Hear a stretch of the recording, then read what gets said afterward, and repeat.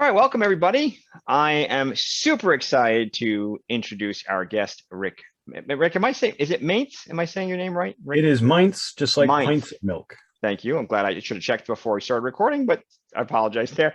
I'm your host, Mike Tresca. We are just going to do a quick CAR-PGA update, and then we will get into our interview. So as always, these are recorded. They're recorded for both posterity and for education.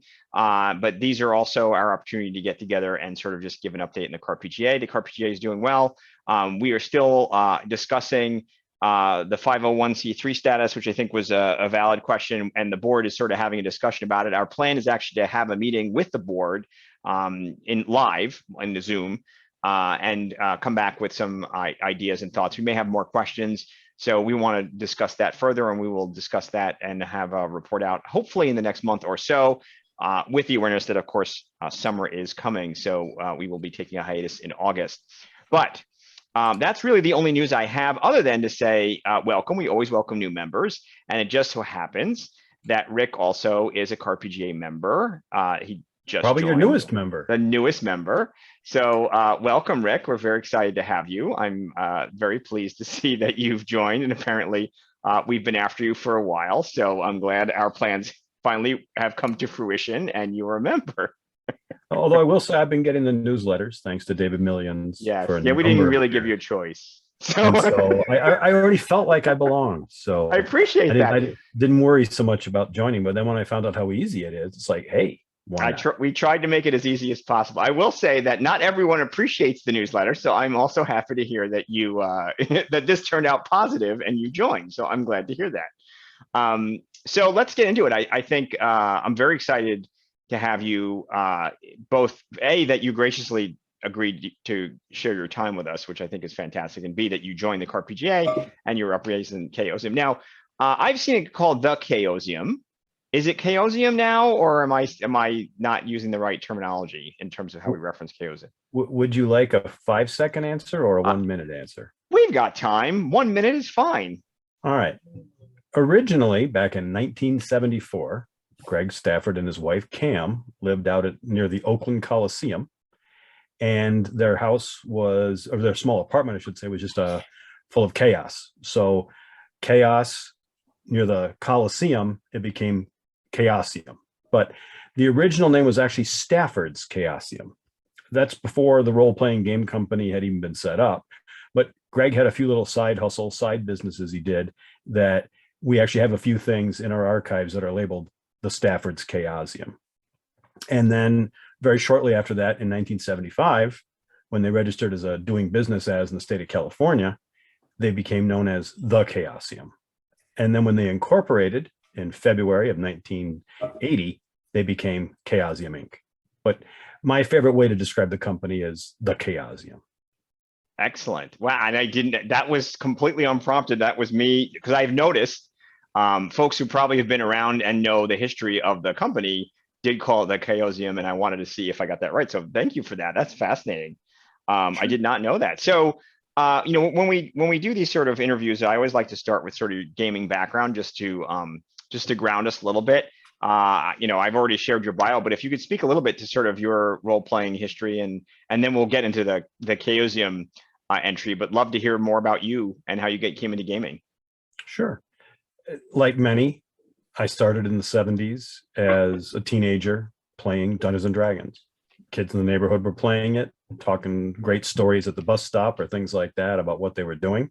And this was a game I really wanted to give a try based on hearing some of the other kids in the neighborhood talk about it.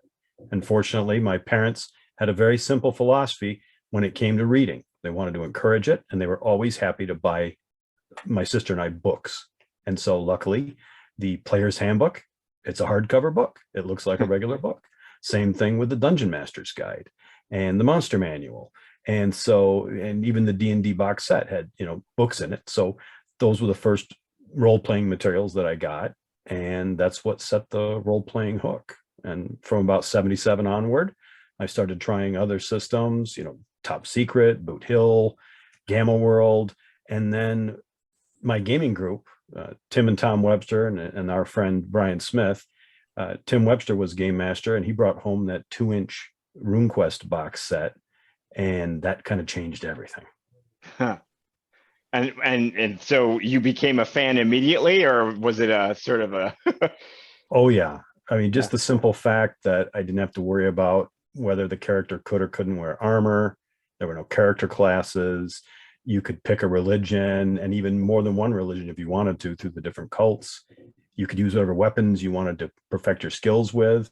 Everything was percentile based. So if you had a climbing skill of 80%, you pretty much knew what your chances were. And you didn't have to be a thief to have certain skills. You had to be a magic user to cast certain spells. You could kind of kit bash all these together based on how you wanted to focus your time. And so, yes, I that's when I fell in love with the basic role-playing system at its core, through the main iteration of RuneQuest, and then eventually Call of Cthulhu. And then after Call of Cthulhu in about 1982, about 6 months of playing that right after it came out, we then switched on to Stormbringer, played that for another 6 months, and then just kept trying other Chaosium systems up through the present day as they kept coming out. So I was kind of there, not quite at the beginning of Chaosium, but not too far down the line when they had just really gotten into the world of role-playing games. That's excellent. Yeah, and my background is similar, where education, my parents were just happy that we were reading. If it was a book, you could ask for as many books as you wanted. Yep. Role-playing games counted as books, and sold. It wasn't a big sell. So that's fantastic. I love that. And full disclosure, by the way, I actually did have a book for basic role playing and Call of Cthulhu, which was based off of Jeffrey Thomas's Punktown series, the fictional series set in sci-fi with Cthulhu elements. And we ended up doing a Kickstarter for it. And it took years to get it done, but we did eventually do it. And by that time, Call of Cthulhu came out with a new edition. So it took that long, but we did get a book out finally to support that system. And I love Jeffrey Thomas's work. He's absolutely amazing. But it's great to hear that you've been a fan of the Chaosium up to this point, and then it sounds like you're a good fit. So now you go from being a fan. How did you end up becoming president? Well, it's a little bit longer story, but I took a break from role-playing games, did the occasional war game and things like that in college. I just had a lot of other things I wanted to focus my time on. And because I had a little bit of money I was earning with my part-time jobs, I was able to start buying a lot of Chaosium supplements that I always was interested in playing, but never got around to playing with my group. But since I'd kind of switched to being a reader, pretty much nothing was off limits. I wouldn't buy scenarios if I wanted to play in them, but I pretty much realized I probably wasn't going to get to play in them. So I just wanted to read them for the enjoyment of it. And that's when I started getting things like Pavis and Big Rubble for RuneQuest and other, early supplements, and become a collector in the 80s all the way through the 90s. Because like I said, then I started, after I got out of college, I started my day job in the automotive industry, not anything game related at all. I was pretty much a corporate trainer and traveled a fair bit, which made it hard to be in a regular gaming group, but always plenty of time to read. And so in the early 90s, I started, going to game shops occasionally, because there was one pretty close to where I was working in Dearborn, Michigan. And they had Tales of the Reaching Moon magazine there.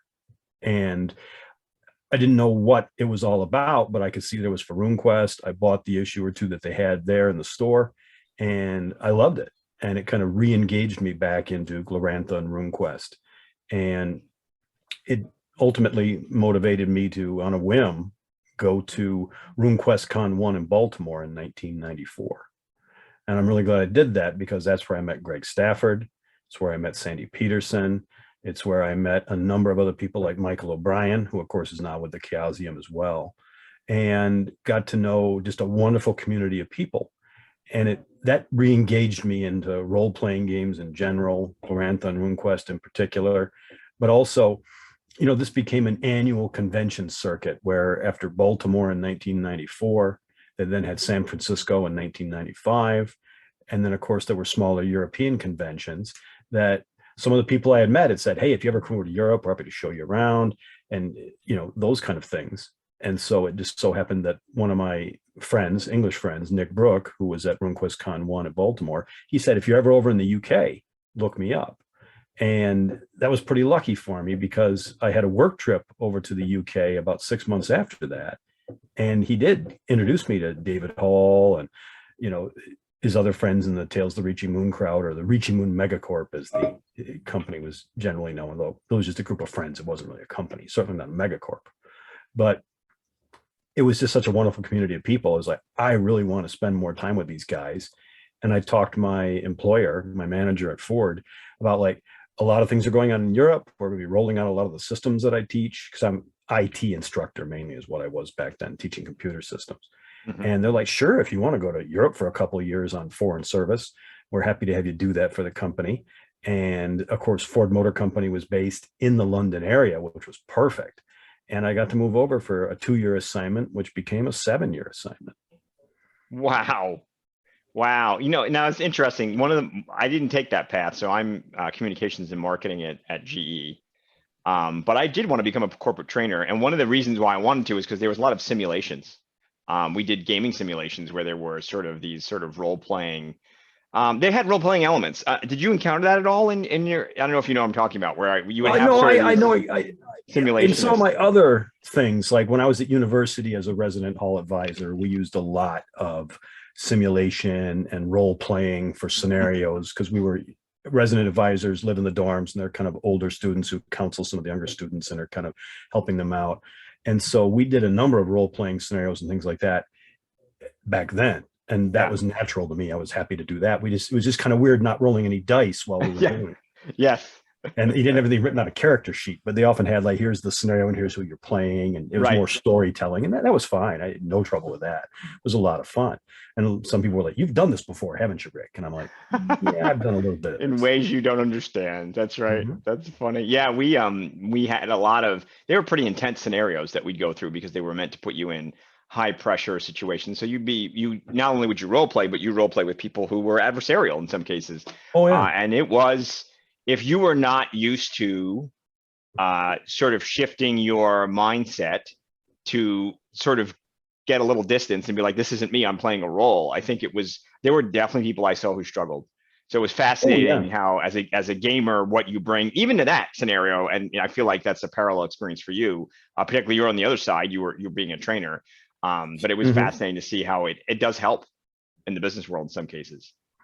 You know, I hadn't thought about it in this way before, but hearing you talk about it as well just reminded me that back when I was at the University of Michigan back in the mid to late 80s, I was a political science and economics kind of double major back then. And a lot of my political science courses were world politics. Mm-hmm. And one of the things they usually had every semester was kind of this summit of world leaders, where they would assign each person to be one of the world leaders. And a lot of the courses I were taking were Soviet, Middle Eastern related, you know, Warsaw Pact, NATO, and the Middle East and all that. And so I remember one where we were all Middle Eastern leaders. I was playing Assad from Syria. And some people really got into it. You know, they would do a little bit of costuming. It actually kind of became a live action role play. And people took it really seriously. Other people were just kind of a fish out of water. Yeah. And they were like, well, I'm supposed to negotiate as, you know, Ambassador X. And you could tell they didn't have some of the experience to make it easy for them. And they were definitely a little bit of the fish out of water, like you said. I just hadn't thought about that in over 30 years. That's funny. Yeah, I've definitely, it's always fascinating because it's one of those things. I mean, certainly I've heard role playing and it's sort of skills, you know, it's presentation skills, and obviously you have them. And particularly as a trainer, right, you see the overlap of game mastering and role playing and the ability to sort of talk to an audience. But beyond that, I'm always fascinated to see when actual role play, it may not be with dice, but actual role play is sort of a construct that comes into the business world, and or academia, which is probably a little more common. And then see what to me, it's sort of a poor imitation of what we do for fun, obviously. And then you go, oh, some people don't have any idea. They have no frame of experience to even engage with it. So they're really uncomfortable. It doesn't mean they don't enjoy it eventually. But it is always fascinating to see that, because, you know, like you said, there's the folks like us just diving in face first into role play, and other people like, I guess I'm playing some person, and it's fascinating to see. Yeah. That's funny. Yeah. So, that's fantastic. So, So now, I'm sorry, did you end up becoming president, or where were we there No, no, with no, the, no, no. yeah, We're in the 1990s yet. right. So Okay. technically we got about 20 years to go. Okay. So I'm just trying not to just make it this big monologue. I'm trying No, to. no, I appreciate that. So, okay. So you were in the UK, and Mhm. which was amazing. By the way, I can't believe you convinced Ford to do that. That's great. Congratulations. I think if Well, I asked my employer, they'd be like, no, I don't think so. That's nice, but no. it's just one of these you can't. I mean, it was such perfect timing and luck in certain respects that these two things lined up because the systems that I was teaching in the United States were going to get rolled out on a global basis. And Ford Motor Company had a very large presence in Europe, Florida, Europe. And so they were sending me down to Spain to train people at the assembly plant in Valencia, Spain. They were sending me to Genk, Belgium, wonderful sounding town name, Genk. And they were sending me to Cologne, Germany. They were sending me to the various plants, Jaguar Land Rover, which Ford owned then. So there were about 6 different locations in the UK where they kept me pretty busy teaching. And so it was wonderful. I was definitely not some, hey, I got a cushy job where I'm Right. just in the office every day. They kept me busy. But also, I got to go to a number of smaller European conventions at that time, in particular Convulsion, which is up in Leicester in the UK. And that's largely a Gloranthan / RuneQuest convention run by the Tales of the Reaching Moon crowd back then. It still exists today. It's called Continuum now, after the original organizers retired. And then there was also a convention called Tentacles, which was in an honest to goodness 1600s medieval castle up on the upper banks of the overlooking the Rhine River. And that was kind of a Chaosium focused convention. They'd invite Sandy Peterson, they'd invite Greg Stafford, they'd invite people like that over to be their guests of honor. Talk about 200 people having just a wonderful long weekend in a medieval castle playing all kinds of Chaosium related games. Oh my gosh, I love. Yeah, now people pay good money now to play D&D in a castle, so that's ahead of its time for sure, right? And it was a youth hostel, so it was a little bit cheap and cheerful, but it was Yep, very clean, as you'd expect the Germans to have it. of course. And for about $150, you got the whole weekend, including the convention. That included your accommodation and the basic food in the youth hostel cafeteria. Wow. And so it was a wonderful steal of a deal. And it was great that I was living in Europe when it first started at that castle, and I was able to go for 13 years in a row, and I still get back every couple of years now. That's amazing. So what time frame was this? It started, I moved over to the UK in 1995, and those conventions really ramped up in 96 all the way through the mid 2000s, and they're still going on. They've changed a fair bit, but they're still going on. And that's where I got to spend a decent chunk of time with Sandy Peterson. I got to spend a decent chunk of time with Greg Stafford. Probably Greg more than anybody and the other guests, just because I was helping with Tales of the Reaching Moon, doing layout. We were getting some other publications that he was always writing an article for, or certainly supportive of us doing. And we were also selling some of his smaller publications over in Europe for him. And so that kind of began my business relationship with Greg Stafford in particular. Now, did you see a difference in role play style between Americans and sort of Europeans in terms of engagement of that, or was it sort of fans are the same everywhere? I think fans are the same everywhere. The interesting thing for me when I was over in Europe is that at a lot of these conventions where there's a pool of people coming from all over Europe, or at least Western Europe mainly, you'd have people from France, England, Spain, Germany, and such. And there were people there that could speak like 4 or 5 languages. Yeah. And you felt very kind of US focused when it's like, well, I can only speak English and ein bisschen Deutsch, aber nicht so good. Yeah. And so it was a wonderful melting pot of role playing, but largely it's just a spectrum of, you've got some introverts, you've got some extroverts, you got some power gamers, the classic munchkins, you got the storytellers, and everything in between. But in particular, the conventions I was at, they all had the love of Chaosium. That's why they were there. You're talking about 150, 200 people, but you got a lot of great time with the guests like Greg and Sandy and all the others, Ken Ralstons of the world and so on. And you got to know people, especially when you did this. You go to the UK for that in August, and then in the following May, you go back down to Germany, and there were some other conventions like the RuneQuest cons in the United States. And if you kind of were able to run the circuit, you were going and interacting with the same group of people, the same community of people where you'd see them 3 times a year sometimes. And that was wonderful. That's great. That's great. And did you notice, and assuming you had obviously US experience with conventions too, as you mentioned, were the conventions run differently or were they similar to? They're very different. Very different. I've heard. I mean they're much smaller. I will say this. The larger European conventions like Spiel down in Essen and UK Game Expo, which is the largest one, role-playing game related, they obviously have a very similar feel to US conventions in terms of a very big exhibit hall, lots of vendors there, and the normal things. But the smaller conventions are radically different in certain respects because they usually have a very fitting venue that, like the Castle on the Rhine, you're not going to find that very easily in the United States. Yeah, maybe you could rent Hearst Castle or something, but that's few and far between. You have any kind of venue like that, which really kind of sets a mood. And then also it was very social because they would usually sell alcohol on premises. Beer was just a couple of bucks a bottle, and it was all, of course, a wide range of European beers. And up at Leicester, it was at the university where they always had a student pub right in the building. And so it was a very social into the evening, whether you drank or not, but it just kind of had that nice friendly pub atmosphere as well. And I really enjoyed that overall. And it's hard to find that kind of convention where you can just walk around with a beer in your hand throughout the whole venue, sit down at a table, talk with some people. Very different, smaller, intimate venues than what absolutely. Although we did recreate a little bit of that based on our experiences with all those European conventions when we set up Chaosium Con this last April in Ann Arbor. Interesting. So you started shifting gears to make it small, like smaller, or the smaller style feel. What are you trying to borrow?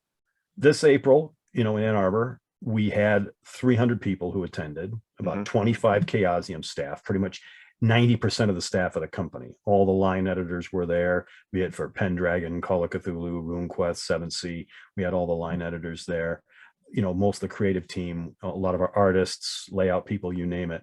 And we had about 275 attendees, and it had that kind of smaller con feeling. We got to have a lot of time. If you wanted to game all day and night, you could, but there were lots of chances to interact with the guests of honor. It had a not exactly, we didn't have a castle on the Rhine, obviously, but we did have a venue where it was easy to get around the whole venue. One of the focuses of it was the dining area with the bar and all that. And so a lot of smaller seminars, with 20, 30, 40 people in them. And you got a lot of chance to get to know people, especially people that are really into Chaosium's games. And this is an interesting point you bring up because I've seen this where there was a real concern that the mega cons, which keep growing, and they're not just exclusive to gaming, they're sort of these geek cons that are just enormous, are going to hit, they're going to hit maximum capacity where they just can't service everybody the way they like to, because of course, they want to, at this point, they'll start running out of city if they could. But what seems to be we're trying to get back to is exactly what you're talking about, which is smaller, more contained cons that are maybe more frequent, partially because not everybody can travel to these giant cons in big cities, and partially because they're not cheap. Yeah, no, it isn't. I mean, I've given up, sadly. I used to go to Gen Con yearly, and once I couldn't even get a hotel. I was like, I'm not going into like a lottery system. I'm done. And that also biases who goes, as well as filters some people out. So I do think what you are achieving has changed. I think that's the trend we're going towards, which is, as much as we'd love to pack as many people as we can, and we'd love as many fans to go to an event as possible, there's probably a sweet spot of camaraderie, especially for gaming, tabletop gaming, that is not a huge con, and maybe have it more frequently, but have it smaller and more focused. There's good and bad in all sizes of conventions. At Gen Con, we get to interact with a lot of people who don't know anything about Chaosium. Right. Yep. They stop by the booth, never heard of you. Maybe they're Cthulhu curious. Maybe they played a little D&D, but they don't know any of the games we produce. And it's great having them sign up for a demo or buy a starter set or things like that. And introducing new people to the game, that's great. But, in terms of the hardcore fans that show up at Gen Con, you're talking, those are in the hundreds, Right. which is kind of what you can get at a Chaosium con or one of the European cons I talked about. You get 200 or 300 people who are really into your games. Right. It's just they're surrounded by 89,700 other people at the convention that don't really know who you are. I only knew Gen Con as a role-playing con. And one day, finally it happened, a friend of a friend said to me, "Oh, I go to Gen Con." I was like, "That's great." And he's like, he only played board games. He didn't know anything about role-playing games. And I was blown away. I was like, you don't play any role-playing? And he was like, "No, I'm just in." And of course, what had happened is that Gen Con had gotten big enough that you could just, that's what you could do. You could actually just play like a board game or whatever you wanted to do and not touch the role-playing that I assume was integral to Gen Con. It's funny. I was at the Gamma trade show, where the industry, Game Manufacturers Association trade show. It's all game companies that are there. It's not an open show. It's not a retail show. It's got seminars and exhibit hall, mainly for game stores to take a look at what you've got coming out and things like that. And at the industry show, I was at a panel where they were talking about the biggest companies and the hottest selling game lines and all that. And it really hadn't sunk into me before that panel how much the role-playing game industry is in the big scheme of things, where you go back to like the 70s or 80s and Gen Con was like 90% role-playing games, mainly TSR, but a lot of the smaller companies like Chaosium and other companies of our, the much smaller ones were there as well. And then when Magic the Gathering hit, that radically shifted to where that became the 80% and role-playing games was the 20% of the industry.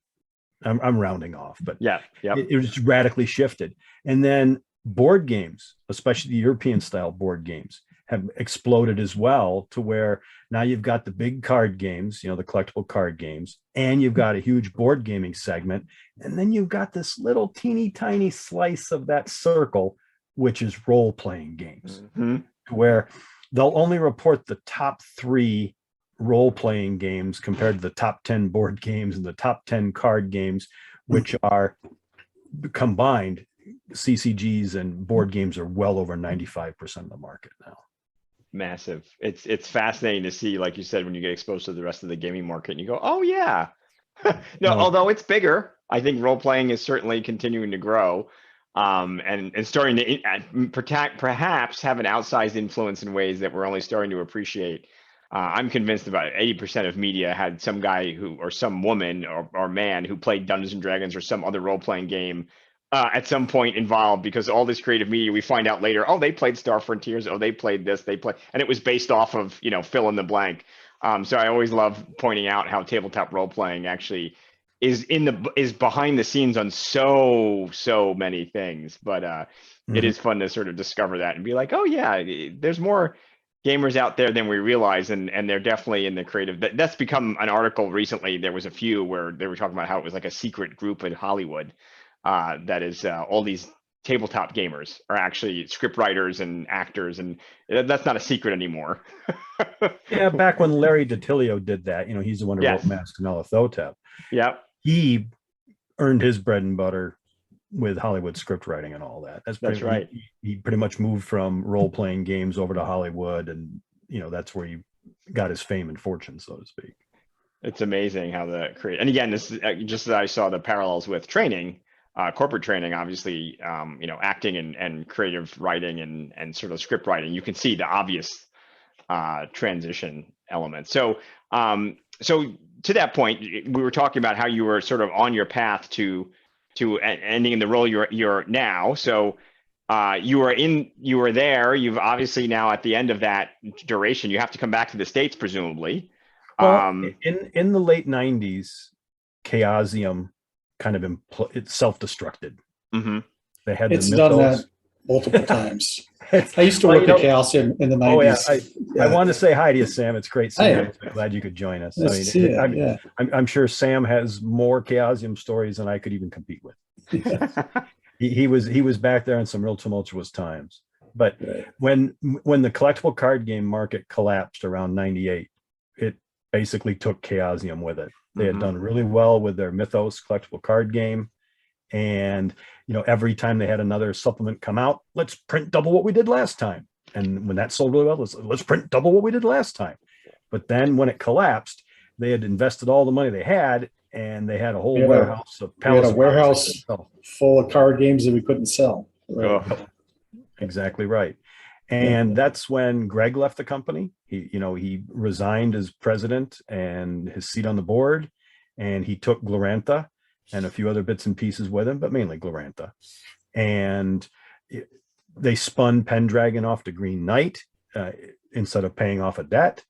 And so Pendragon left the company, and it pretty much was just Chaosium, the Cthulhu company. And it was basically just Charlie and Lynn keeping the lights on, trying to find their way back to getting out of debt and everything else that goes along with that, but just trying to keep some things getting printed. They were working from home. They were taking a lot less salary. All the other employees they had to let go. And it was all very hand to mouth going forward from 98 up into the 2000s. Wow. But it was during that time, because Greg had left Chaosium, that he set up his own Issaries Inc. publishing company. And he also partnered with myself and Colin Phillips when we created Moon Design Publications to help get a number of RuneQuest classics back into print. And so over the course of the next 7 years, we got 4 volumes of the Gloranthan Classics out there, and got, Pavis, Big Rubble, Borderlands, Griffin Mountain, and a number of other classic supplements back into print. And the thing that Greg really appreciated with that is we ran it professionally, even though it was a hobby business. I was still full-time at Ford, and this was nights and weekends and things like that. But we put money in Greg's pocket. We produced a quality product, and we had reports and regular things like that in communication with him. And he's like, thank you for professionally, being a licensee. And so Greg got to work with us more and more, starting in the late 90s up through the 2000s. And it's interesting you bring this up, because there's a few different forces that have come together, and they've changed the landscape quite a bit. One of them is print on demand. One of them is digital publishing, and one of them is pro amateur world, where there's a low barrier to entry for some folks, right? So the reality is, if you have a pedigree like Chaosium, where you're or any brand where you're republishing something, that is a huge advantage. But there's a lot of folks who are starting from scratch, however they engage with that. But it becomes difficult to distinguish who is professional and who isn't, because the barrier to sort of publishing has gotten smaller and easier over time. Oh yeah. Was it print on demand, or were you printing? How were you doing the print? Oh no, we did regular offset print runs. We knew that we were going to be selling more than 1,000 copies of each of the books. We gambled on it, but we thought it would sell really well because the demand was so huge. And being a big collector and eBay follower, I was seeing what the prices people were willing to pay. So I knew that we could produce a product that had a decent price tag, but we wanted to make it really professionally produced. So it was regular offset printing. But then there were some smaller things that were more speculative that we didn't think were going to sell that well, that we did do print on demand, because that did start taking off in the early 2000s. But in some ways, the whole blurring the lines between professional and amateur, for me, when I wasn't being a corporate trainer at Ford, I was usually spending my time doing user documentation for computer systems. And while that's pretty boring, it did have all the gear associated with it, like PageMaker back then, now it's InDesign. But I had all the professional tools already on my laptop and my computer that I could use to do for layout, because I was used to doing that in my day job. And so that was the same for Colin Phillips. He was a graphic designer and layout guy for Moon Design. And so we already had all the gear from our day jobs, and we were happy to use it to get the Glorantha Classics published. And none of this comes as, knowing your background, as certainly as you put this in context, none of this is a surprise, right? So these are all, to your point, these are all skills you need to sort of, not surprisingly, writing documentation is a lot like writing RPGs in some cases. It's not as exciting to say it that way, but the reality is that is a skill that certainly has transfer, you can transfer over. I used to write scripts for videos, for instructional videos. And it was so fascinating how that was, in some sense, you were writing a script for an actor, and then you had to coach the actor and take them through it. And it was just fascinating how that overlapped with role playing. So I totally can see how that would be a valuable skill. And I think, frankly, for folks who don't have that exposure, it's a tough hill to climb if you don't have publishing experience or design experience or writing experience like that. There's definitely a crew of people that typically need to be involved to make a project overall a really solid professional success. But you've got to have the creatives that can write it. I've never been much of a writer for things like that. I've only dabbled in very small scenarios or source material. I've never written a big full RPG book at all, but I was involved on the editing side, and then more involved with anything on the print production side. So I could take the art and the text and get it laid out, get it ready to go to the printers, review the proofs, and then get a professionally printed product out of it. And so I don't know anybody that has that whole range of skills mastered. Some people have more of it than less of it, but if you've got that team of 2, 3, 4 people that have that whole range of skills between them, that's when you can make some real magic happen. I'm just more the production part of that team. Well, it may not always be as glamorous, but just as important. So obviously you had the skills, which is fantastic. And it sounded like right place, right time, and certainly scrappy is perhaps the right phrase. Able to do things on your own, I assume with limited resources and even limited time in some cases to sort of bring things around. But obviously something started to change positively as time went on, right? Oh yeah. I mean, the thing is, Greg was ready for a big change in his life after trying to be a small publisher as Isserby's Inc. He really wanted to take a break from the industry, and he wanted to move down to Oaxaca, Mexico. And he just wanted to teach English as a second language. He wanted to do a lot of research for his Oaxaca books. He's really into Mexican, Mesoamerican religion and so on. I'm not describing it very well, but being a shamanistic practitioner and all that, Greg was super geeked to be able to go down to Mexico and be able to go to temples and ruins and things like that and talk to other local shamans and all that. So he wanted to take a break from role playing. And so he offered Moon Design the chance to become the licensed publisher of the entire HeroQuest line that he was publishing, all the books, because just bit by bit, we had gone from just small projects to larger projects to the bigger reprint projects. And he saw that we could handle the finances, we produce a quality product, we always paid our royalties on time. And so he kind of gave us the whole kit and caboodle for the HeroQuest Isserby's Inc. line. And he basically retired at that point. And that was about 2005, 2006. Wow. So now you're guiding the ship, right? From there. For Moon Design Publications, running the HeroQuest line, yes. And, but Greg stayed good friends with all of us. Jeff Richard joined Moon Design Publications with me. Then Neil Robinson joined Moon Design Publications. And then Michael O'Brien joined Moon Design Publications as we crept closer to like 2010 and 2012, around the time we did the Guide to Glorantha Kickstarter, which was my first Kickstarter. And how was that? $200,000 kind of blew us away. It's like, holy crap. That's fantastic. Yeah. And this is one of those things that when I talk about the sort of the confluence of different things, the Kickstarter is sort of several different of those threads coming together, right? So now you've got the markets getting condensed where you have less barrier to entry for a customer to talk to, you don't have that as many middlemen. Doesn't mean there aren't there. You've got the opportunity to mass engage. Obviously there was a built-in fan base, as you mentioned. So you have the Gloranthan fan base, you have these other fan bases who are still around. They didn't go away just because somebody stopped publishing a book, and they're eager to engage again. And it sounded like right place, right time that made the Kickstarter really successful. And ultimately, since Greg was largely getting into retirement mode, he wanted to just be an author for various projects and things like that. He was happy to write for us, happy to write for the Guide to Glorantha. And that's when we pooled our resources and bought all the rights to RuneQuest and Glorantha from Greg. So it all came under one umbrella, then finally came home, essentially. Well, almost.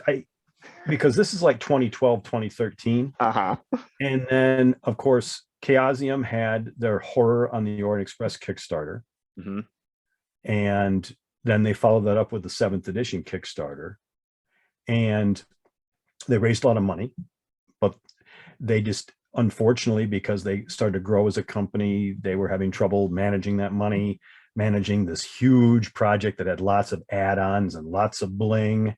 And they also didn't calculate shipping very accurately, to where that $200,000 plus Horror on the Orient Express Kickstarter lost money. And 7th edition, they ran out of money before they even got a chance to get anything printed. Oof. Now, part of that was paying off old debts. I'm sure, Sam could tell lots of stories about Chaosium owed a lot of people money. And so, $1,000 here, $1,000, they did pay off a lot of old debts with some of that money. But the economics changed tremendously with Kickstarter, I think. Chaosium was just a total shoestring operation from the beginning up until Kickstarter. That's what I think changed it all. But we barely kept the doors open for most of the 80s and 90s. Yeah. Yeah, and Kickstarters are interesting because, again, these are all things that probably happen behind the scenes for many companies. But when you condense to having the distribution, shipping, and now you're the company, there's no third party, it's you. That brings things that certainly not everybody's ready to take on. I wouldn't be. And you just mentioned, Rick, about sort of all these different pieces that you have some pieces, but not all of them. I imagine for any business, particularly when they see the scope and breadth and depth of their fan base, which could be massive and enormous, they're not necessarily ready to service them end to end. It sounds great, and it's great to take everybody's money, but it is a challenge to do that. And certainly the Kickstarter I worked on was same. We had the company who had originally created the product actually went out of business before we finished it.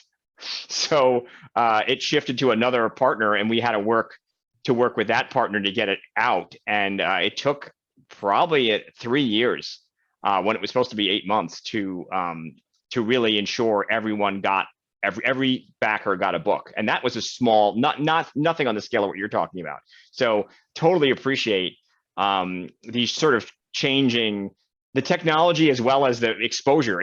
That has upsides. The upsides is you make a lot of money, but there's obviously a downside too, which is you have to get people product. And there used to be used to be entire divisions. That's what they did on your behalf and took it on the chin if they didn't deliver. And now it's, the glory and the terror is to have it all be concentrated in one company. So I definitely sympathize. Yeah. And so, because they started to struggle with the 7th edition Kickstarter, that's when Sandy Peterson and Greg Stafford, who were still shareholders of the company, they got re-engaged and tried to see what was really going on, because it was obviously damage was being done to Chaosium's name and reputation. And so they were very concerned that they didn't want the company to just go down over this. And that's when I was talking, Greg and Sandy were talking with myself and my partners at Moon Design, and they were basically kind of saying, hey, we'd love to have you guys get involved. Do you think you could save this? And so, because we had done the Guide to Glorantha Kickstarter, and we had made that a success in most respects, we kind of blew it a little bit on shipping costs, but we still made money. And so we started taking a look at it, and we thought, yeah, we could do this, but we'd have to make it our day jobs. And that's when Greg kind of said, well, Rick, I'd love to have you be president of Chaosium, but I don't think you'd take the job. And unfortunately, I had really been struggling in my day job at that time, and I was ready for a change. Greg didn't know that, but I just said, well, Greg, maybe I actually would be willing to take the job if circumstances are correct. And then come June of 2015, that's when he had me out in California and shook my hand at the airport and offered me the job of president of Chaosium. And it's hard to believe that was a little over 7 years ago, as of a couple of weeks ago. Wow.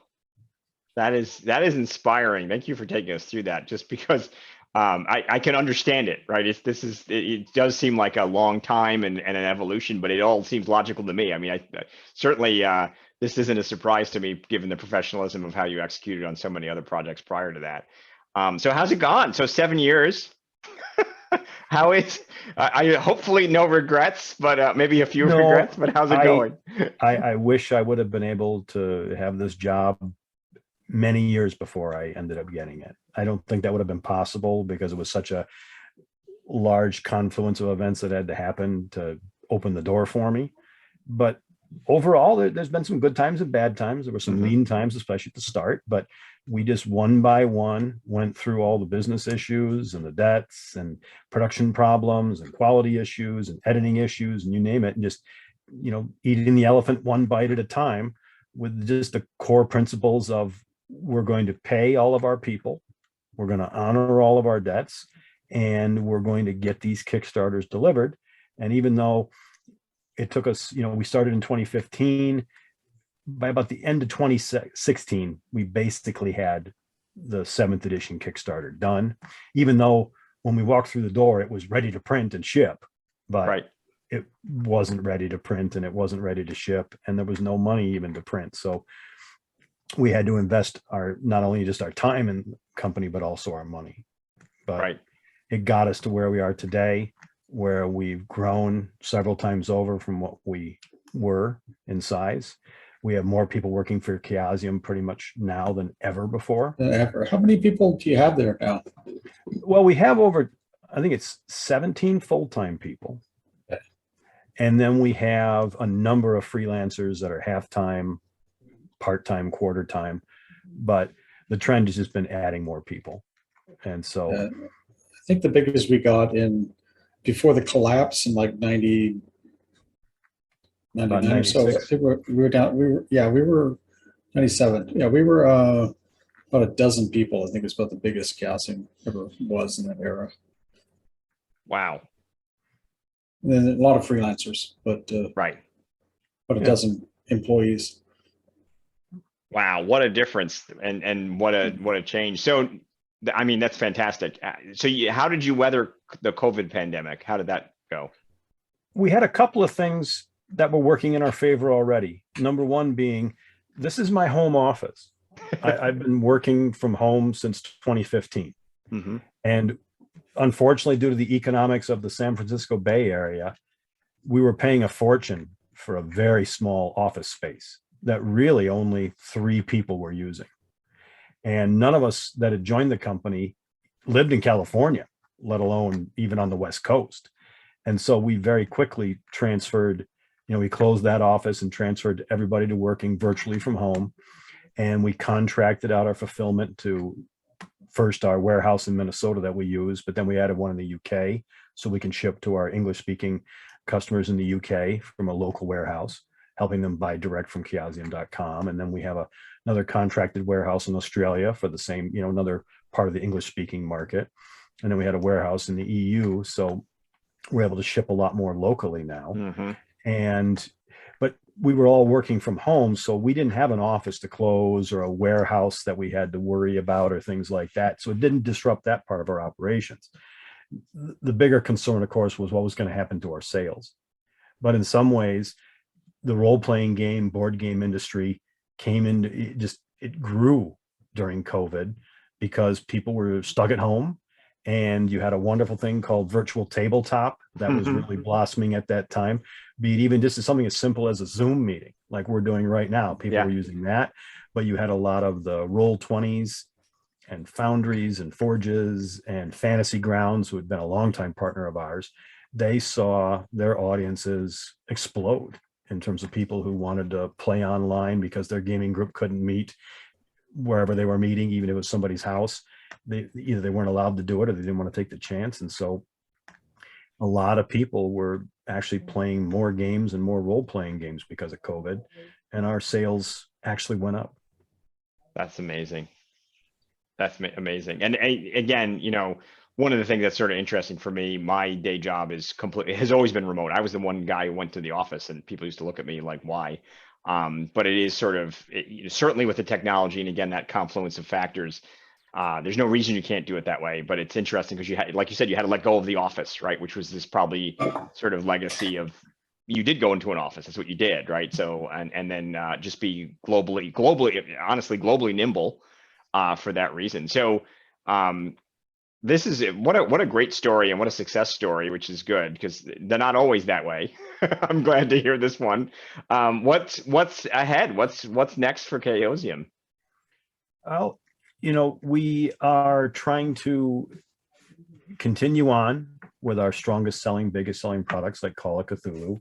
Mm-hmm. Just to keep a few things close at hand. We got the new edition Well, not new edition. We have the new printing of our starter set in the classic 1-inch Chaosium box, which we brought back. And I was super geeked that I was the one that got to bring back the, certainly give my vote to bringing back the 1-inch box sets. And it's a much sturdier box too. So yeah, dude, it does. It looks like a hardcover for a second. That's a really nice box. Very nice. Yeah, well, it's 3 times as thick as the old box sets in terms of the card stock used. Although one of the frustrations of COVID, not everything has gone well because of COVID, is who would have ever believed there would have been a worldwide cardboard shortage? And it's hard to get boxes printed in most places. We asked Steve Jackson what the #1 thing is that he would change, and his answer was cardboard. He says we need more cardboard producers in the States. And he said he could see companies going in. We're going to make a deal right here. Just call up Steve. He said he would love to see companies go in to basically have a share of a warehouse that produces cardboard, presumably because he encountered the same problem. I can't imagine, especially for board game companies. Yeah. Where everything of theirs pretty much comes in a box. Mm-hmm. And all of a sudden it's like we had printers saying we can't get cardboard for 6 months. Wow.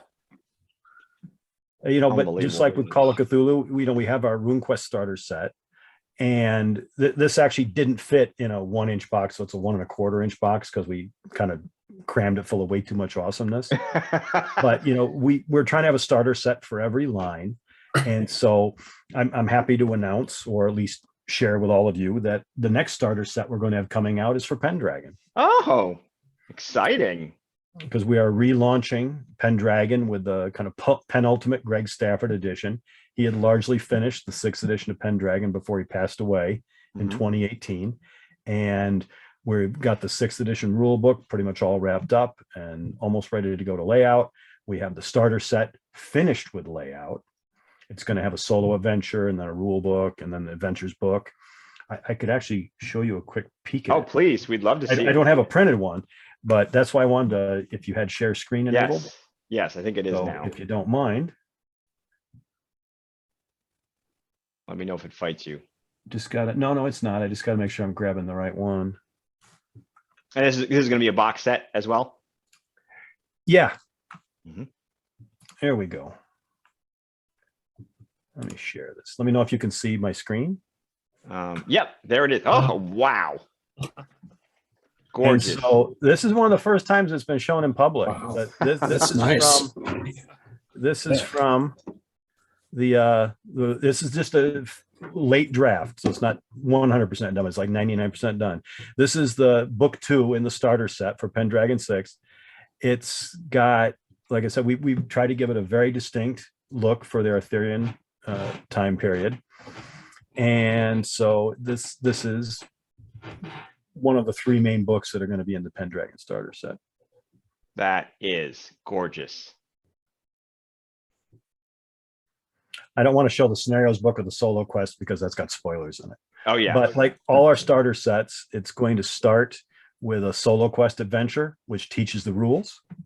And then you have the rule book, which is usually a scaled down version of the rules. Though with Pendragon, you don't need to scale it down too much. It's kind of a rules light system to begin with. And then you've got multiplayer scenarios with pre-generated characters. So you can play a dame or a knight or anything else you want to play. And it's coming out this fall, or certainly right around the end of the year. So is Aren't you putting, sorry. No, don't go ahead. Go ahead, Sam. Aren't you putting the magic system back in? We are not obviously in the starter set so much, but in Pendragon 6, there is magic. Yeah. Definitely have. Are you guys going to make that map available in a larger form? Oh yeah. One of the wonderful things, speaking of internet and print on demand, is that Chaosium has a kind of a store for all intents and purposes on redbubble.com. And almost all of our poster maps, you can go to Redbubble and you can print it out. Do you want it on 12 by 24? Do you want it on 24 by 36? Do you want it as a shower curtain? Do you want it as a bedspread? Do you want to cuddle up with all of Arthurian Britain as you all of the above, of mystic tournaments and realms of the unknown? And so we have poster maps of a wide variety of our games, going back to retro stuff like the Griffin Mountain, Balazar map, all the way up through the Pendragon maps, the Cthulhu World map. We have all that on Redbubble. If you want it on a T-shirt or a mug or, like I said, I'm serious. A shower curtain or a bedspread, you can get all this stuff on Redbubble. This one isn't up there yet, but it will be soon. One of the technological changes that I've certainly discovered is there's really no reason that you can print anything on anything. It's really just the cost of whatever you printed on now. So, and because we got out of the t-shirt business, we got out of the bling business, because when we closed the warehouse in Hayward, California, in the Bay Area of San Francisco, one of the things that we had in the warehouse we just had no idea what to do with is we had about 400 t-shirts of the weirdest, oddest size. Women's extra small in pink, sleeveless, or 3XL in blue. That's, kind of a periwinkle blue or something. And it was all weird size. There wasn't an XL or an L or even a medium amongst all this stuff. And so we donated all these t-shirts to several homeless shelters and thrift shops. Oh, that's great. The funny thing is, if you walked around Hayward a few weeks later, it's like, wow, look at all these Cthulhu fans. Free advertising. And so it was kind of funny when I went back a few weeks later. Then it was like, hey, nah, probably must have gone to a thrift store. And so we're out of the bling business directly. You can buy all that on Redbubble, leave it with the professionals, let them take care of that. It's one of the things that has helped keep Chaosium focused. We mainly publish hardcover books and starter sets and boxes and a few slipcase editions and things like that. Do you still do the print runs and send things to the game stores, or is everything now totally on demand? We have a number of distributors, be it Alliance, ACD, PhD, where we still add distributors, and we sell all of our product line through them. They get it into game stores. And so we've always been part of the distribution model. Our website sales are great, but we also rely a lot on distribution. That's fantastic. So I want to be sensitive to our time. Any other questions for our guests who've joined? Sam, I've got a few extra minutes if you do. I'm not going to. Oh, that's fine. I don't want to rush you off, Rick, as long as do you have anything else you want to share, Rick, specifically about what's coming up? Well, one of the things that is being shipped to backers right now is our 2-inch Call of Cthulhu Classic box set. Flip it around. It's upside down. You printed the whole thing upside down, man. Oh, yeah. They printed the whole thing upside down. Yeah. Sorry about that. And so, the 2-inch box set has the 2nd edition rules. It's got maps, character sheets. It's got 5 additional supplements. So it's not just, the rule book. It's got wonderful things going back to the early supplements that people wanted, Sourcebook 1920s, Shadows of Yog-Sothoth, The Asylum and Other Tales, Cthulhu Companion, Shadows of Sothogua, and Fragments of Fear, all kind of in the big box. And wow. And even a nicer set of those cheapo dice. These are called the Bloody Mary set of dice. Since it's a Ruby anniversary for the 40th anniversary, not just grab dice from a big bowl in the warehouse. And I digress, but we have a lot of forums like DRP Central and things like that we're happy to chat about. Stuff that Chaosium did back in the day, and being kind of one of Chaosium's de facto historians, I'm always happy to chat about what I know about the old days. I wasn't there like Sam, but I certainly heard a lot of stories from people like Sam and Greg and Sandy and so on about how we had a very serious collector ask what specific colors of dice and so on were in each box set. And it kind of broke his heart when we said they had big bowls of the cheapest dice they bought from Chessex and similar. And the color didn't matter as long as there were 2 D20s, a D8, a 3 D6. As long as the right type of dice were there, the color just never mattered at all. And it was just a total random grab bag. And this guy was crushed because he was tracking, to the best of his knowledge, by send me photographs of the dice that are in your set. I'm trying to see if it was different by printing or edition and all of that. And I hate to burst your bubble, but we are the Chaosium, not the Ordarium. Yeah, right. There is absolutely zero rhyme or reason. Well, there's a rhyme and reason, just not the one he wanted. Yeah. That's all. Well, they bought it in bulk, and whatever was cheapest, they were happy to buy. They didn't care if it was opaque or green or blue or whatever color, as long as it was the right. Sorry, what about the laser? That's amazing.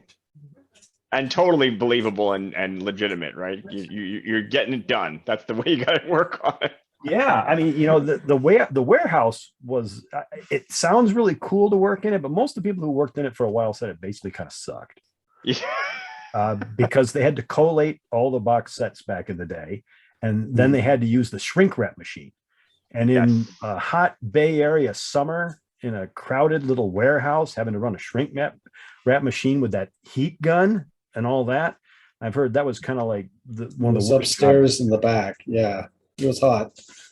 Yeah, we put them together. We'd have collation parties and just put everything together by hand. We had a small creator, one of my friends, and he said that the shrink wrap machine is the devil. He hated it so much. He hated it so much, I can imagine. And then imagine in a hot warehouse.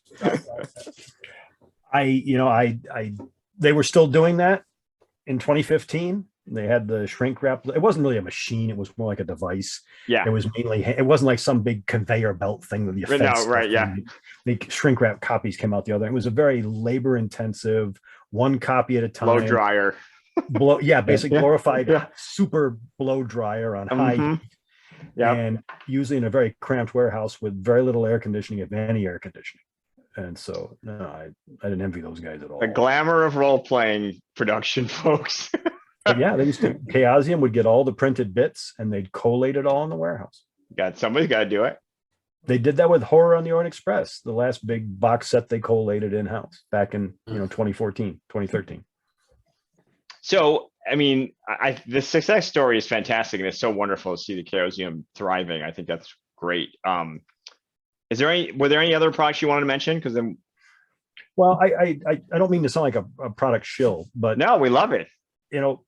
Back in the 90s, I wrote a little collector's guide called the Meints Index to Glorantha, or MiG. I was thinking I was clever, the MiG aircraft. Yeah, it was just a nice little 90-page collector's guide to all things Glorantha.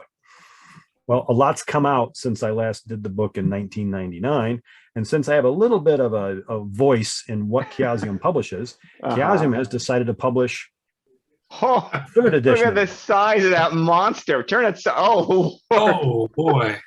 Is that like an encyclopedia volume? It is 260 pages of everything published for Glorantha and RuneQuest from 1975 to 2015.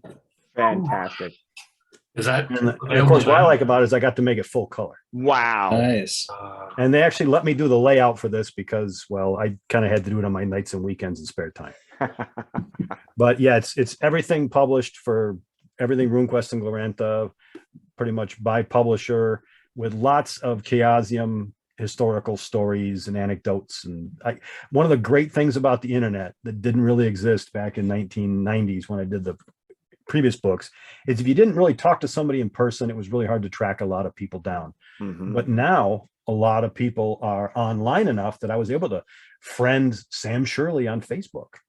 And I was able to track down Rick Chodak, who still lives out on the West Coast, and chat with him about what he did with maps, or Jeff Pimper and All the World's Monsters, or other people that were publishers, you name the company and all that. I was just able to one by one track them down and say, hey, John Sapienza, let's talk the character sheets you did for Chaosium for RuneQuest.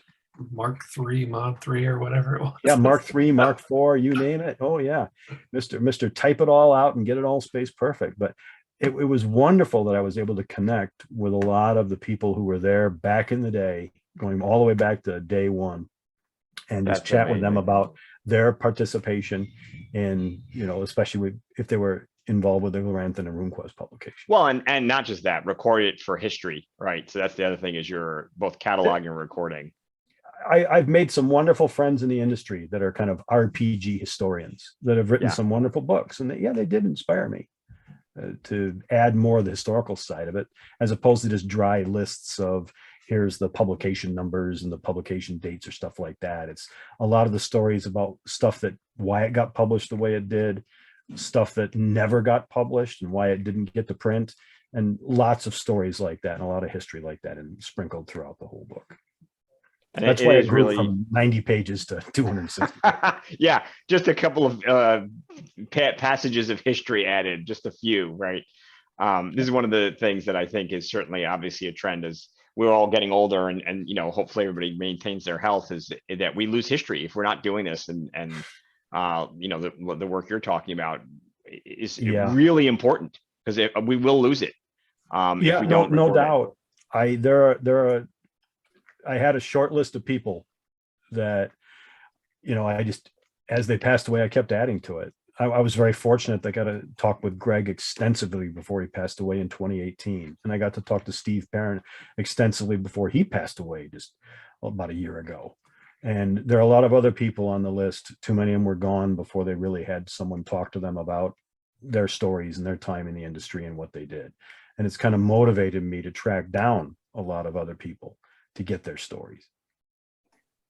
Rick, you inspire me as a fan made good who now gets the chance to pay back sort of all the, you know, obviously all this rich history. You were obviously a huge fan, and now you're a president, which I think is just amazing. And to your point, it may have a little bit of an influence, but certainly I'm seeing a trend, which is, you know, building on the legacy and sort of reissuing a lot of this stuff for future generations, which is fantastic and important. I'm sorry, Bill, were you going to say something?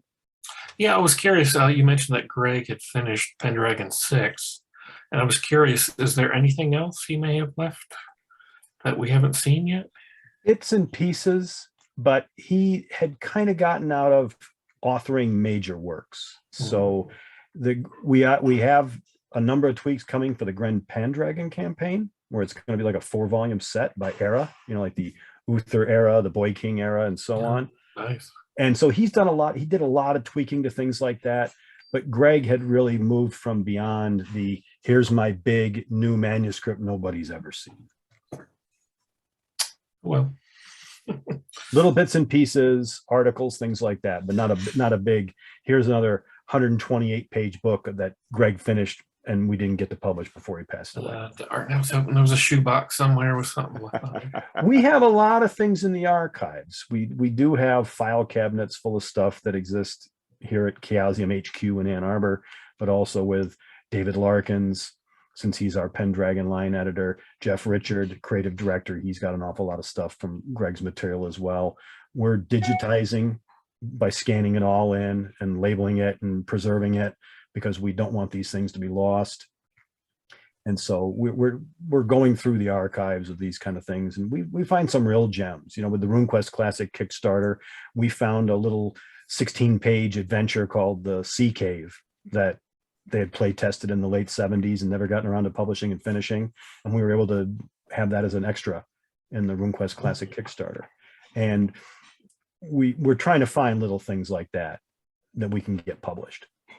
You know, because one of the little things that debuted at Chaosium Con that we're going to start selling more of is, you know, Greg back in the day used to publish campaign logs and similar material in Alarums and Excursions and The Wild Hunt, which are two APAs from the late 70s, early 80s.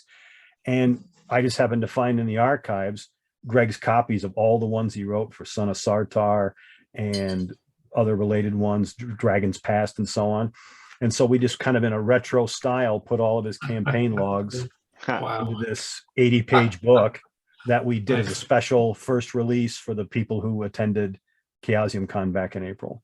And we're going to make this available as a POD title and have it on our website for sale, just for old gems like this, because there's some great material in here from Greg, going back to my favorite little piece, which is he had the spot obvious skill, where if you have adventurers that just aren't noticing some big clue that's really holding back the plot, the person with the lowest intelligence has the highest skill in spot obvious. And the game master can say, hey, you, Larry the dumb guy, roll your spot obvious, which is like int flipped over. So if you have like a 15 int, you have like a 10% skill. But if you have an 8 int, you've got like a 50% skill, something like that. Anyway, you roll and say, hey, that statue's really a live creature, or things like that. And it's just a wonderful little mechanic that Greg just thought up and put into one of his articles in Alarms Excursions. And then it was largely forgotten about because only 200 people ever got a copy of Alarms and Excursions. And it wasn't really available hardly anywhere after that. And so getting stuff like that back into print, especially early game design stuff from the thoughts of Greg Stafford, it was like, that was a natural yes to me. That's great. That's amazing. So Rick, what, obviously, so the company's doing well, which is fantastic. I imagine there are people who want to work with you. What's your advice for folks who are sort of saying, I want to be like Rick? I mean, not be like Rick, but work for Rick maybe. What is your advice? We have a wonderful program that we partner with DriveThruRPG called their Community Content Program. Mm-hmm. We have one for each of our major product lines. We have one for RuneQuest called the Johnstown Compendium. We have one for Call of Cthulhu called the Miskatonic Repository. We have one for 7th Sea, and we have one for Pendragon as well. All of our lines have one, and it allows new authors and artists to put together and then sell the PDFs and potentially print-on-demand versions of these books with our blessing. They are licensed material, and our community content programs have really flourished. We have over, I believe, 200 titles for RuneQuest that have been created by fans, ranging from 4-page little brochures all the way up to 256-page books. And some of them are just knock your socks amazing, and for all of our game lines. And that's a great way to not only get your feet wet with what it takes to put together a role-playing supplement, but it also, we work with a lot of these people. We actually have 3 people on our staff who are community content ambassadors: Nick Brook, Bridget Jeffries, and Alan Carey, where they all work with the various different community content forums that we have set up. There's discussion groups on Facebook and other places where they support and encourage and kind of mentor these budding RPG authors, artists, and creatives. And we've seen some things like, we want you to come to work for us. If you can do this good on your own, part-time, kind of out of your garage type of thing, we'd like to put some money in your pocket and have you start out as a freelancer for us and let the gig grow from there. That's fantastic. And that's what I talk about, the Pro-Am, as I mentioned before, where, which is great because it's much more porous than it was. So there's clearly a path. And if you know how to take advantage of it, like a community program where people can come into the space, hopefully with a low barrier to entry, it's a great opportunity to develop your skills and, to your point, potentially have a future career with the company. So that's fantastic. Yeah, it's really good. It's a win-win. Yeah, they're licensed products. We have some say over what's published, although we almost never have to say no. Yeah. We have just some very basic standards of that you'd expect, but they get to choose how big their supplement is, what it's going to cover. They get to use some Chaosium related IP because it's licensed, so they can make something for RuneQuest, not just fantasy role playing. Right. They can set it in the world of Glorantha, which you couldn't do without a license. Right. And things like that. Same thing with Call of Cthulhu. There's a lot of intellectual property involved with that. It can be a little bit of a minefield at times with the mythos, but we help guide people through that. And of course, they have access to Chaosium's IP, which we've actually created a lot of mythos IP ourselves over the last 40 years. That's right. Yeah. So near term, what's next that you've showed us some of the products coming. If we have fans, which we're all fans, how can we support you in the next upcoming opportunities that's in the future for Chaosium in the near term? What's coming?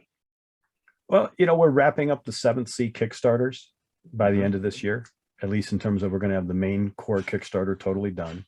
And we're very grateful to our patient and forgiving backers for giving us more time to get it done. And then we're going to have a 7th Sea starter set come out and things like that, just to help get new product out for that line as well, once we've taken care of the Kickstarter. And, so we're trying to advance on all fronts, but, we have a wonderful group called the Cult of Chaos. And what that mainly is, it's like demo teams. They run scenarios, be it a very short 15-minute demo scenario, all the way up to a full-blown 4 or 5 hour adventure. And it's largely the goal of attracting new players, giving them a chance to try playing our games. And so we have demos for RuneQuest, 7th Sea, the Pendragon material will soon be available, all of our games, Call of Cthulhu especially. And if you really want to help Chaosium out the most, is run the game for other people, especially people that haven't tried it before. Mm-hmm. Most people like, where has this game been all my life? Once they've actually tried it. And we have demos and solo adventures and things like that to try to get people to try it. And that's always our biggest challenge, is getting new people to try our games. Because we have a lot of grognards like me that are in their 50s or 60s or 40s, bless them. We have a lot of people that stop by the booth and say, I own everything you've published. And we love that. And I'm one of those people too. But we need to get new people playing the game. Right. And so that's why we have starter sets, because it gets new people playing the game. That's why we have solo adventures that teach the rules, to give people an easy way. You know, people say, well, I don't have a gaming group. Well, with a solo adventure, you don't need a gaming group. I don't know the rule book. Well, this teaches you the rules right there with a very simple rule book. And it's just getting people started. And we find a lot of people, that's what gets them as a lifelong Chaosium fan. And so people running games, be it in your local game shop, in a virtual group, at conventions, that's, if you want to help Chaosium the most, that's the number one thing, if you ask me. That's fantastic. And I just wrote an article about how to fan and how not to fan, because some people need to be reminded of how to be a good fan. But one of the things that came up for sure was, if the end goal should be not just move product, but actually get people to play the game. The fandom will come after that point, but getting them to play is really the biggest hurdle. And to your point, online makes it much easier than it ever was. So it's hopefully there can be more of that. And I think your instincts, obviously, I can see it from each of the starter sets being produced. You obviously get it, which is start there. Everybody else will come. So that's fantastic. Yeah. No, we saw a lot of other companies doing starter sets. That's why I got a whole stack of them up there. Of all the competition. Although, quite frankly, it's a wonderful community to be in, and I don't see them as much as competitors, or as just variety of choice.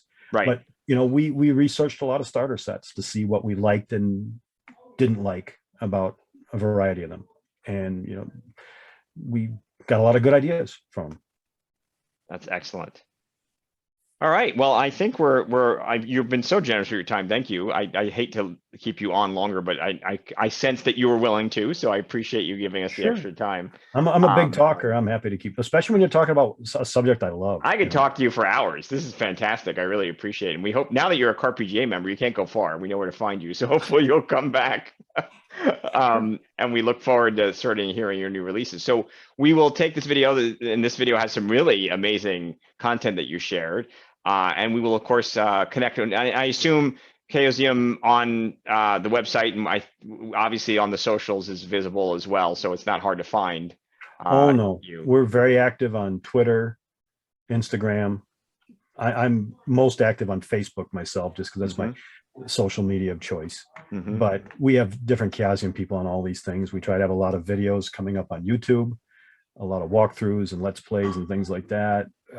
So it'd be hard not to, fortunately, if you do a search for Chaosium, you're going to find the whole front page is full of stuff for us. Right. Plus one obscure heavy metal band called Chaosium, but hey. Who may be confused why either they're definitely fans or they're just confused to why it comes up. There's some death metal fans out there like, what's all this gaming stuff that comes up? That's my favorite story is Bruce Campbell. Bruce Campbell has fans from Evil Dead, and then he has fans from like the Adventures of Briscoe County Jr. And he was like, if you put them together in a room, they look at each other like, who the hell are you? It's always funny to see fans from different genres come together. Well, thank you so much for doing this, Rick. I think it's been fantastic. Again, welcome to the family, CAR-PGA family, and and everyone else. Obviously, we're super excited to support you and the Chaosium, and to have such a fabulous pedigree and wonderful history. But I think we'll end on that note. Is there anything else you want to share? I just wanted to thank you for letting me be on the program, and it's great to see Sam and Bill, and look forward to swapping stories with people like yourselves. And if I'm ever on again, I'm already looking forward to it.